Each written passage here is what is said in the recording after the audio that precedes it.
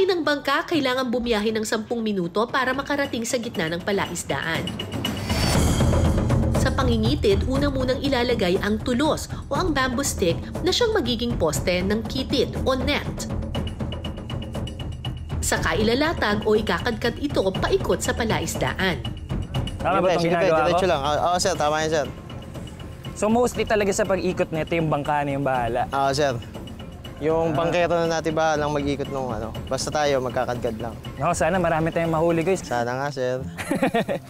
Sabi kaya Roland, sana. Ayun. Mahirap na, wala tayong mahuli, guys. Wala tayong makakain mamaya. Op! Op! Op! Sorry. Sige, natural lang. Natural na tayo lang, sir. Ayan.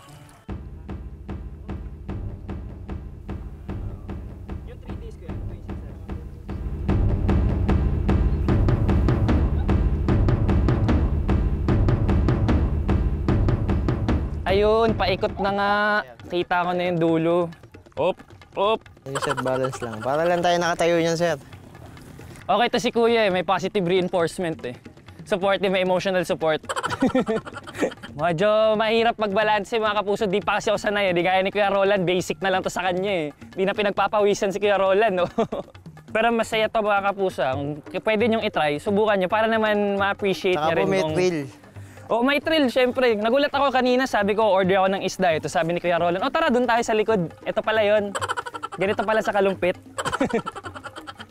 Pagkatapos magkadkad ng kitid o net, Bang! kinakailangan paluin ang tubig gamit ang pangatok o pamalong gawa sa kawayan para mabulabog ang mga isda.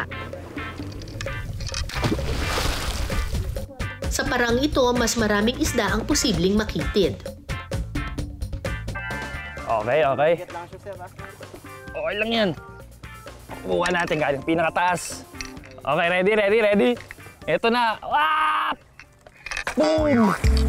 Tapos sisip na ng konti. Tama, tama ba? Approve ba kay Roland? Pwede na. Bang!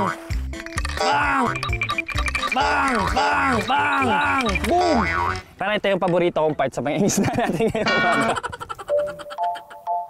Yun ang tanong ni Roland, may huli kaya? Abangan natin. No? Pagkatapos ng pagkakadkad at pagbulabog ng tubig, oras na para maghango ng kitid.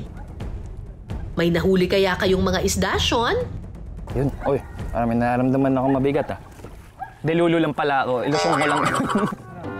Nako, mga kapuso parang kinukuha na namin ni Kuya kaso wala pa kaming oy, ayun!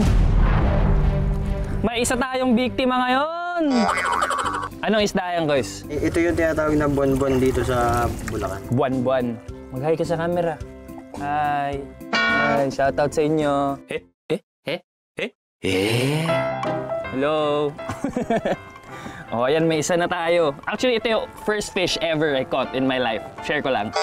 Kasi, never pa ako nag-fishing eh, so this is your first time. Kaya, achievement to.